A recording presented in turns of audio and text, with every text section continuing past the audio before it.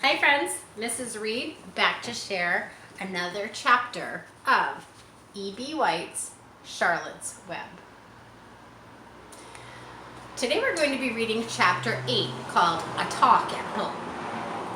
Just to refresh your memory from chapter 7, Wilbur got some bad, kind of scary news that really upset him.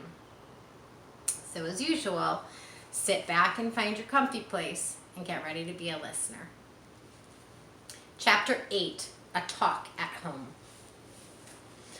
On Sunday morning, Mr. and Mrs. Arabelle and Fern were sitting at breakfast in the kitchen. Avery had finished and he was upstairs looking for his slingshot. "Did you know that Uncle Homer's goslings had hatched?" asked Fern. "How many?" asked Mr. Arabelle. "7," replied Fern. "There were 8 eggs, but 1 egg didn't hatch.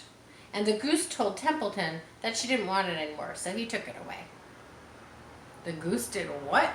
said Mr. Arabelle, gazing at his daughter with a queer, worried look.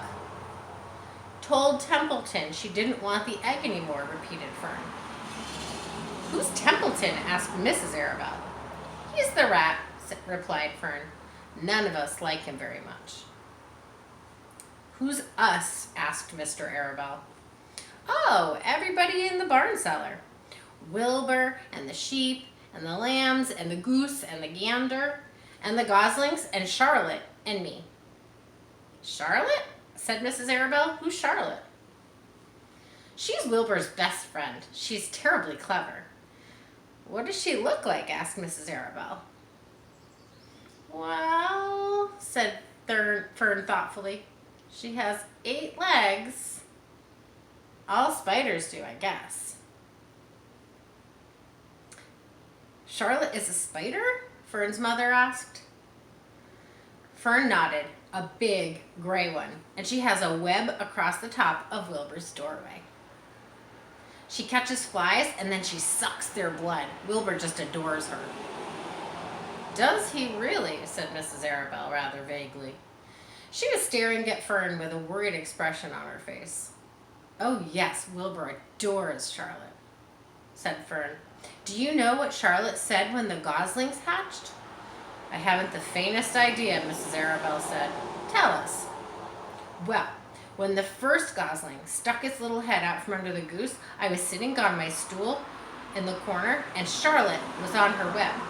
She made a speech. She said, 'I am sure that every one of us here in the barn cellar will be gratified to learn that after 4 weeks of unremitting effort and patience on the part of the goose, she now has something to show for it.' Don't you think that was a pleasant thing for her to say?"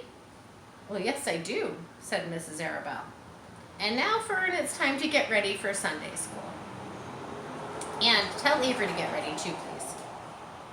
And this afternoon, you can tell me more about what goes on in Uncle Homer's barn. Aren't you spending quite a lot of time there? You must go there every afternoon, don't you?" "I like it there," said Fern. She wiped her mouth and she ran upstairs. After she had left the room, Mrs. Arabelle spoke in a very low voice to her husband. "I worry about Fern," she said. "Did you hear the way she rambled on about the animals, pretending that they talked?" Mr. Arabelle chuckled. "Well, maybe they do talk," he said. "I've sometimes wondered. At any rate, don't worry about Fern. She's just got a lively imagination. Kids think about that they hear all sorts of things." "Just the same, I do worry about her," replied Mrs. Arabelle. "I think I shall talk to Dr. Dorian about her the next time I see him.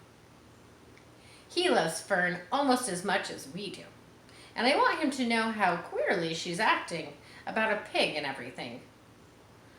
I don't think it's normal. You know perfectly well that animals don't talk." Mr. Arabelle grinned. "Well, maybe our ears aren't as sharp as Fern's," he said. And that was a very short chapter, but it's the end of chapter 8. Thanks for tuning in, and come back and check out chapter 9. Bye, guys.